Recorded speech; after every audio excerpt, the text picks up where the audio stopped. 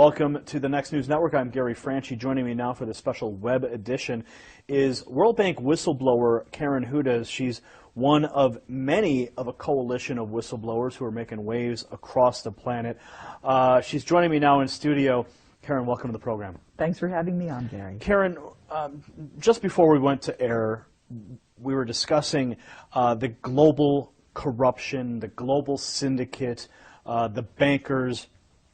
Who are these people? Who are the individuals? Who are the puppet masters pulling the strings of the bankers?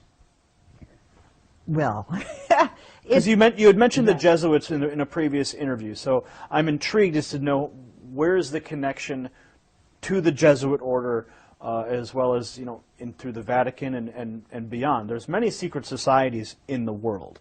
Many people speak of the Illuminati and the Masonic orders, the Order of the Garter, many of these super elite organizations that operate in secrecy. So I know I've named a few already, but if you could help us elaborate on these points, who are the people pulling the strings? Well, do you remember when there were ghettos and you had something called a Judenrat that were the ones that would draw up the lists of the Jews that were going to get exported the next day? Do you remember how that system worked? Well, it was a little before my time, but history would dictate what happened in those ghettos. So elaborate. These were traitors to their people who were helping because they thought they were going to save themselves. That's maybe why they did that, but it doesn't matter what their motives were. They were doing the work against their people. Now, think of this as an elaboration on a larger scale, and what we're dealing with actually is humanity and the elite, the secret societies, the Vatican. They're traitors to humanity because the one at the very core that's pulling the strings is a different species. They're not the human race. They're called Homo capensis. They have been on Earth together with humanity for before this ice age. And the reason I know about this is because I was trying to help out a movie producer who couldn't get his movie. It was called The Banksters Made Off with America, Edmund Drille. And he introduced me to his network of whistleblowers. One of the people in that network is a neurologist who went to Yale Medical School and was retired, and he was trying to find out what was at the very core of all of this corruption. And so you mentioned this species, an additional species of humans, or no, they're not humans. They are so distinct from humans that if they were to mate with humans, their offspring would not be fertile. Now, are you speaking of the biblical Nephilim is an entity that people have discussed and tried to understand for millennia, and that is the race of offspring of humans and the fallen angels from. No, these are not angels. These are not spiritual. Well, the Nephilim themselves were the offspring of the fallen angels and humanity. Is this the same species? They are not fallen angels. Mm-hmm. They are critters. People who I am getting emails from saw them the day before.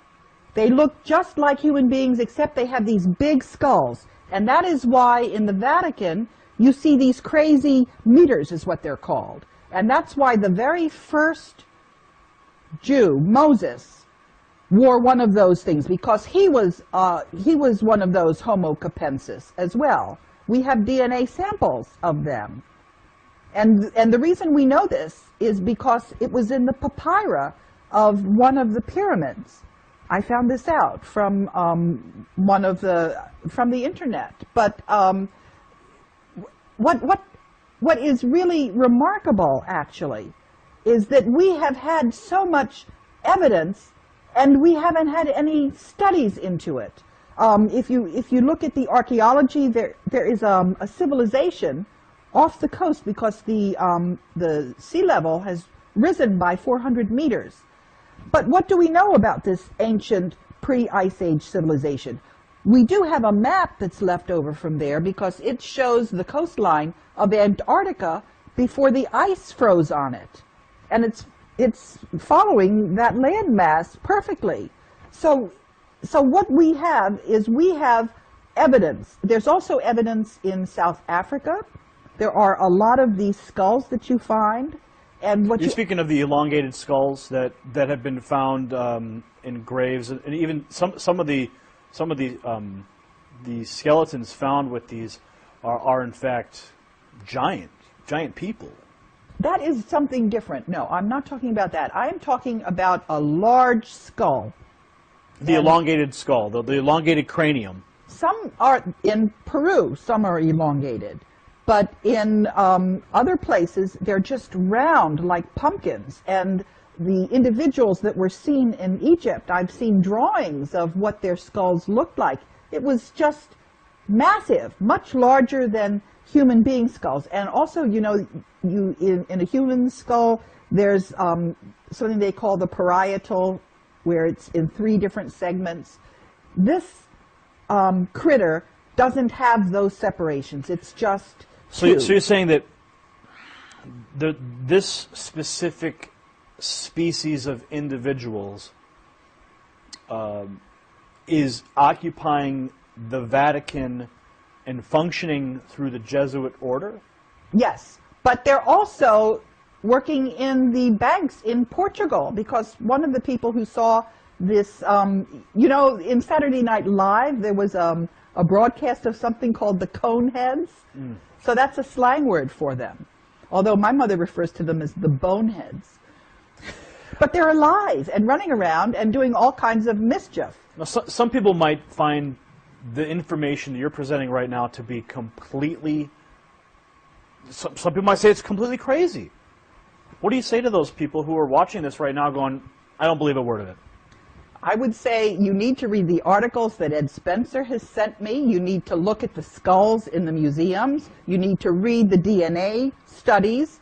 And you need also to think about what kind of motive the human beings might have for being traitors to their species. Why would they do this? Why would we have a banking system where all the money ends up going to the Vatican and people run around starving? Why would we have, for example, if you look at what the actual teachings of Jesus Christ were, as opposed to when you had translations and various things happened and got put in there. And as some of the whistleblowers have been discussing this, information, articles on Homo capensis have disappeared from the internet. They've been taken down. And other critics who, I don't know why they're getting all the coverage they are, and they've been getting features in Wikipedia. Let me talk a little bit about Wikipedia. Sure, okay? sure. I had an experience with Wikipedia because I got involved in trying to edit the biography on Robert Zoellick, who was the World Bank president. And I was trying to explain to people that the United States had lost the gentleman's agreement, which you could demonstrate. You could see, I couldn't get that into Wikipedia.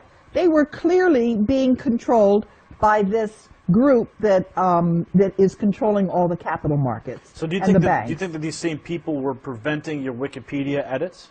Yes, and what I'm trying to say is that this person who was attacking the information on Homo capensis had a big, long article featuring her on Wikipedia. So I know who Wikipedia is. I know whose interests Wikipedia serves. And when somebody who's just starting out gets a big write-up, I know what that really means.